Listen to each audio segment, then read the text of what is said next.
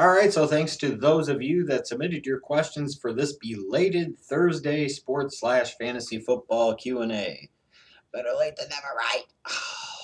Alrighty. Let's get started.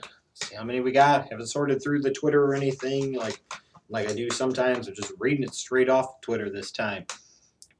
Man, I'm getting old. Actually, have to squint to see the names. Oh God. Van Raleigh asks, who do you consider to be the biggest sports goat, as in a bad way? I think for many years it was Bill Buckner. Um, yeah, I would have to go with Buckner. The bog is behind Buckner. Many years Red Sox fans blamed him, for the team not having won a World Series, especially in '86, even though they still played a Game 7 in that '86 series and still had a lead late in the game before they pissed it down their legs. I'm just saying. Steve Bartman would be another one. It's funny how some of the biggest goats go to baseball. Those would be two that jump out to me off the top of my head. Beam it to Cash, man. What incarnation of the Cowboys was the best? Oh, I think the '90s version. Some people might look at the longer, more sustained run of success of Landry's Cowboys in the late '60s and throughout the '70s. But at the end of the day,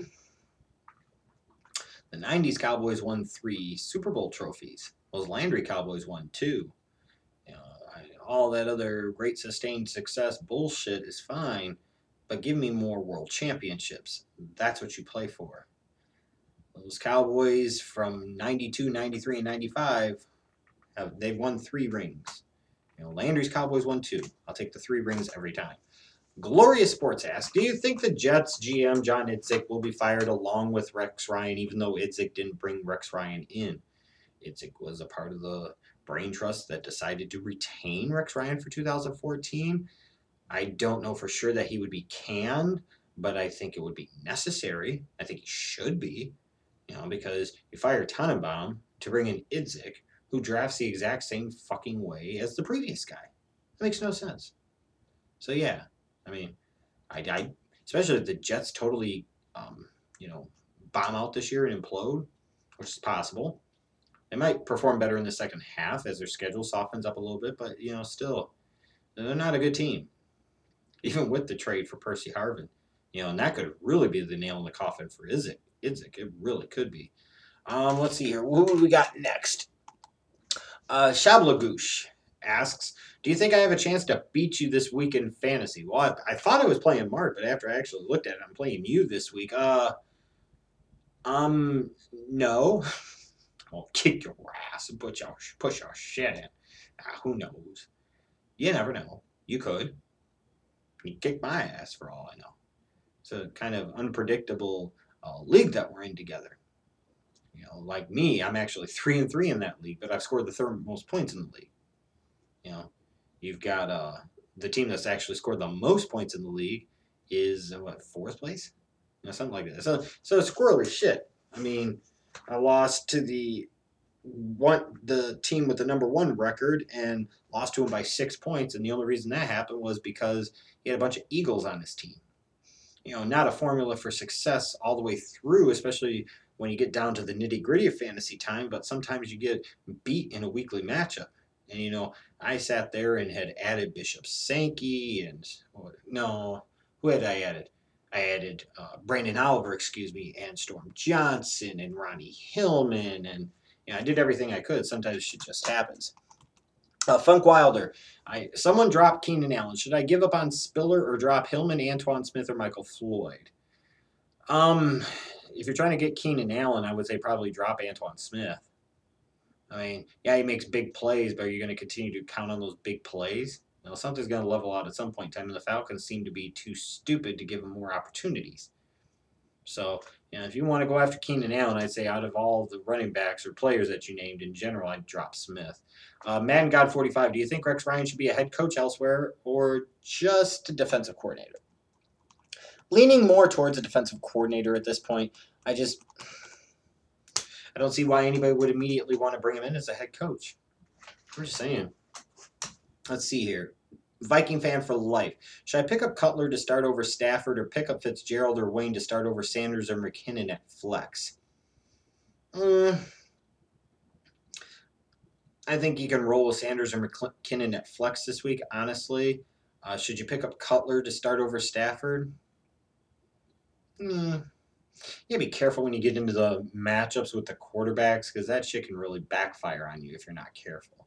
So, I mean, Cutler is a top producing fantasy football quarterback at least this year, so it wouldn't be the worst move in the world. Head case 814. Who should I start at flex position this week in a non PPR league? Jock Bell, Chris Ivory, Ronnie Hillman, James Jones, Bishop Sankey. Well, unless you started Chris Ivory and then you're very happy with what you got, you could throw that out. You got Ronnie Hillman going against a very tough 49ers defense. Um, we don't know what Jock Bell if Reggie Bush is going to get some tick. Maybe Bishop Sankey or Ronnie Hillman. You have Gator Chomp 93. If Eli Manning retired after the season, would he deserve a spot in the Hall of Fame someday, or hasn't he done enough yet?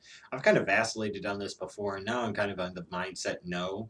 Just because you have 2 rings doesn't make you a Hall of Famer. Ask Jim Plunkett. And no, just because Jim Plunkett has 2 rings doesn't make him a Hall of Famer. That's stupid. Only an idiot would suggest that. His body of work of his career was not that good. And if I remember correctly, both the 80 and 83 season, Jim Plunkett wasn't even the starting quarterback for the Raiders to begin the year. He came in after somebody else got injured later on in the year. So, and you look at Eli, I just don't think his numbers are good enough. I mean, yeah, he's got the 2 rings and all, but rings alone to me don't make a Hall of Fame. And I just don't think of Eli Manning as one of those truly great quarterbacks. He also asked, will the Texans end up regretting not taking their new franchise quarterback number 1 overall and taking a defensive guy they didn't need? I think they might regret taking Jadeveon Clowney over Khalil Mack. I do think that it was ridiculous for them to not address quarterback until the 4th round. It's one thing if you had a hard-on for Clowney and you took him, whatever. I didn't think it was right, but that's what you thought. But then to sit there and not trade back up into round 1 to get Bridgewater, or sit there and take Derek Carr with the first pick of the 2nd round. That was just a big miss by Bill O'Brien and general manager Rick Smith. That was just dumb. It was just dumb. And here are the Texans, a team that if they had something better at quarterback, something even solid, they'd be a playoff team. But they don't, so they won't be. And did you bash Brett Favre for his bad throws in play in most of his postseasons back in his days like you do Peyton today? Brett Favre never had the weapons around him that Peyton Manning does. Let's get that perfectly fucking straight. Also, if I was ever going to hate on anybody more than Peyton Manning, it would be Brett Favre. How many years I had to sit there and suffer as he sat there and always seemed to find a way to kick the Bears' ass. With that said, Favre, you're talking about a guy who won 3 straight MVP awards, took his team to back-to-back Super Bowls. Packers were almost always, it seemed like, in the playoff mix, and did it with less around him than compared to Peyton. So I don't think it's a valid comparison. I really, really don't. I really don't.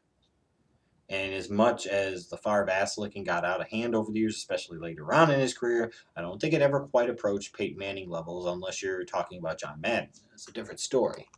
All right, let's see here. What do we got next? Matt Meffe2, what's the worst trade in Major League Baseball history? Well, if you want to count it as a trade, when the Red Sox sold Babe Ruth to the New York Yankees, as a Cub fan, I will say Lou Brock for Ernie Broglio. That was pretty bad. Those would be a couple that stand out to me. Madden God 45, another question. 2 running backs in a flex in a non-PPR league. Got Emmanuel Sanders, Ahmad Bradshaw, Justin Forsett, Ronnie Hillman, Brandon LaFell, Mark Ingram, Jerick McKinnon. 2 running backs in a flex, so you probably want to go with 3 running backs then. Probably go with Forsett, McKinnon, and I say Bradshaw. Jay McClurg, 9243. In the future, do you think it would be a good idea for the Steelers to hire Rex Ryan as a defensive coordinator since he's supposedly a genius? You put that phrase in there, supposedly. And that was appropriate. Yeah, I don't know. I don't think so. I just don't see why you would want to bring him into the Steelers. I don't see where he's better than Dick LeBeau. Where are you really upgrading? And that's with me thinking that maybe the game has passed Dick LeBeau by a little bit in his late 70s. Just saying. Let's see here. What else we got here? We got any more questions? Crap.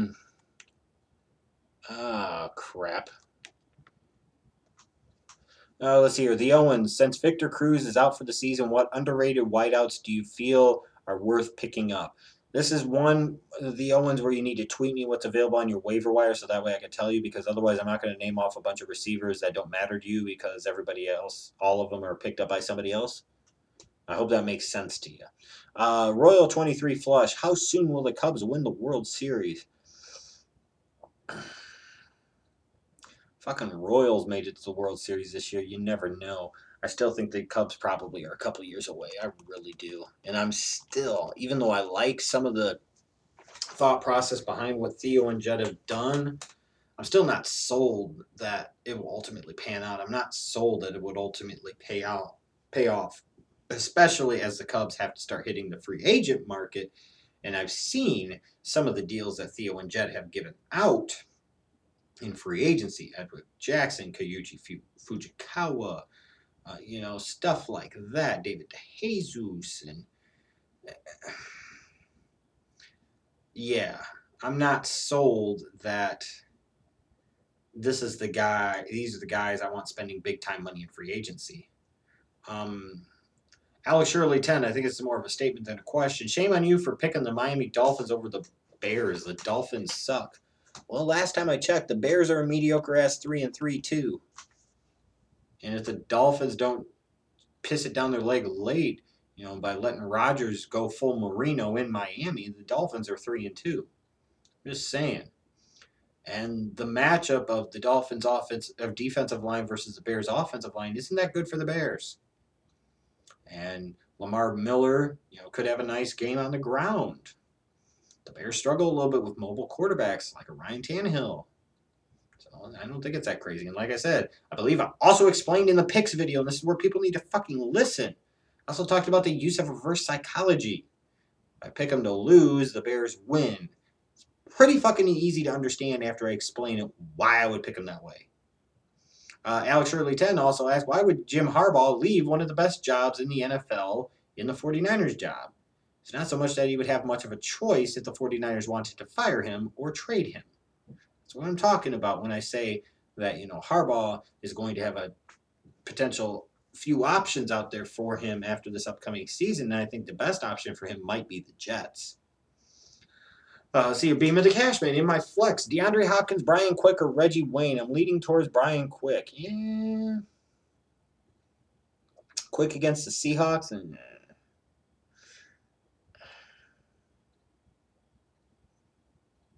pick one and guess. I don't know that one's matchup is so much more outstanding than the other. You also asked, do I drop Russell Wilson for Jay Cutler? No, I don't think so. I don't see where there's that much of a difference. There's some. Cutler's a little bit higher than Wilson in terms of fantasy, but I don't think it's that much. And then you also got to factor in Cutler's history of getting injured. He hasn't gotten injured yet, thankfully, but if and when he does, then what do you do? Then you're out Cutler and you're out Russell Wilson. Let's see here. Anything else? John Madden kind of just he kind of quipped this. First saw about the Percy Harvin trade from a tweet I had about it. He said the Jets actually have a nice wide receiver unit. Who'd have thunk it with Harvin, Decker, Curley, and Amaro?